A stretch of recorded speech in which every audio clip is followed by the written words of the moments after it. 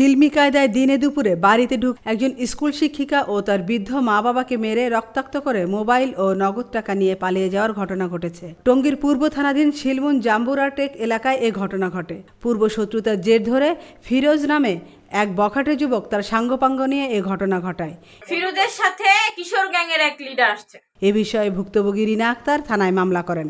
মামলার এজাহারে জানা যায়, রিনা আক্তারের বাড়িতে ঢুকে তার স্বামী, তার 2 মেয়ে এবং এক পুত্রকে ফিরোজ এবং মঞ্জু নামে দুজন সন্ত্রাসী লোহার রড দিয়ে পিটিয়ে গুরুতর জখম করে 2টি মোবাইল ফোন নিয়ে পালিয়ে যায়। এই পরে আমারে ধাম ধাম করে আমারে মারা শুরু করলো। মনে করেন এই আমারে মারলো, ওরে মারলো, এই আমার ছেলে ধরতে যে আমার ছেলের উপরেও পড়ছে, কিন্তু আমার উপরেও পড়ছে।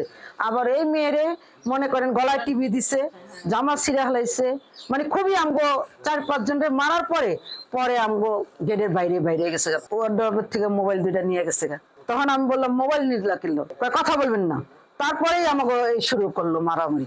হ্যাঁ, এই যে রক্ত, এই যে আমার জামা। পরবর্তীতে 999-এ ফোন পেয়ে পুলিশ এসে তাদেরকে উদ্ধার করে হাসপাতালে নিয়ে যায়। রোজা বেগম ওরফে ঘুরিয়ালি, ওনার ছেলে শীর্ষ সন্ত্রাসী টঙ্গীর ফিরোজ মাহমুদ চৌধুরী কিশোর গ্যাংয়ের লিডার।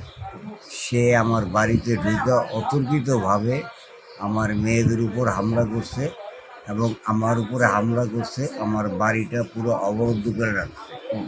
999-এ কল দেওয়ার পর পুলিশ এসে আমাদেরকে উদ্ধার করে হসপিটালে নিচ্ছে। হসপিটাল থেকে আমার পঙ্গু হাসপাতালে রেফার করছে। আমার বাচ্চাদেরকে আবার বাসায় পুলিশ পৌঁছায় দিচ্ছে।